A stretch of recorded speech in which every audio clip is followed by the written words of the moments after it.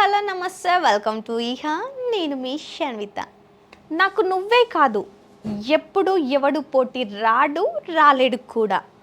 ఎందుకంటే సిద్ధప్ప, నాకు నేనే పోటీ, నాతో నాకే పోటీ.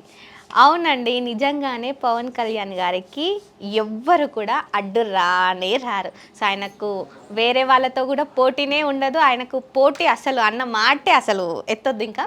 సో అది పక్కన పెట్టేద్దాం. సో ఇప్పుడు మనకి పవన్ కళ్యాణ్ గారు ఒక సినిమాలో కనిపించబోతున్నారు. సినిమా వస్తుందని అందరికీ తెలుసు కదా. సో ఆ సినిమా ఏంటో మీకు తెలిస్తే కమెంట్ చేయండి. నేను 5 కౌంట్ చేస్తాను, కమెంట్ చేయండి. దాని తర్వాత నేను చెప్తాను. Okay, done. 1 2 3 4 5. సో ఆ మూవీ ఏంటో చెప్పేస్తున్నాను.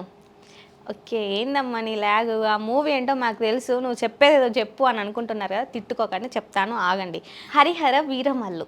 సో ఈ మూవీ మన ముందుకు వస్తుంది అనుకునే టైంకి కొంచెం పవన్ కళ్యాణ్ గారు రాజకీయం బిజీలో పడిపోయి కొంచెం ప్రభుత్వం బిజీలో పడిపోయారు. సో ప్రజలకి సేవలు చేస్తూ రాజకీయాలు సో సంథింగ్ అటు సైడ్ ఉండడం వల్ల కొంచెం మన డైరెక్టర్స్కి కానివ్వండి, వీళ్ళకి కానివ్వండి, ఊపిరి ఆగిపోయినంత పని అయింది. కానీ ఇప్పుడు వాళ్ళకి ఊపిరిని పీల్చుకుందాం అనేసి వాళ్ళకి టైం ఇవ్వడం జరిగింది, కాల్ షీట్స్.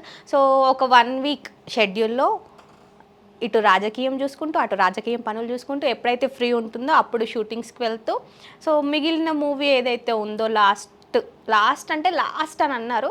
సో బట్ చూడాలి, ఇంకా ఈ 1 వీక్లో షూటింగ్ కంప్లీట్ చేసుకొని ఆ మూవీని మన ముందుకు తీసుకురాబోతున్నారు. అండ్ మీరు ఒకటి గమనించారా ఏంటి అంటే, క్యాబినెట్ మీటింగ్లో కూడా మనకు పవన్ కళ్యాణ్ గారి లుక్ అయితే చేంజ్ అయింది కదా.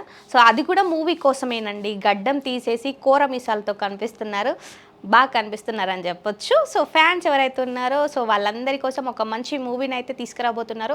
అటు రాజకీయమే కాకుండా ఇటు సినిమాల్లోనూ రాణిస్తున్నారు. అండ్ ఈ మూవీ తర్వాత మనకి ఓజీ మూవీకి కూడా కాల్ షీట్స్ అన్నిటివి ప్రిపేర్ చేసుకుంటున్నారు అండ్ షెడ్యూల్స్ కూడా చేసుకుంటారు, వాటికి కూడా టైం ఇస్తారు అని అంటున్నారు. సో ఈ మూవీస్ గురించి అండ్ పవన్ కళ్యాణ్ గారి గురించి మీకేమనిపిస్తుందో కామెంట్ చేయండి. నెక్స్ట్ వీడియోలో కలుసుకుందాం. Tata, by by.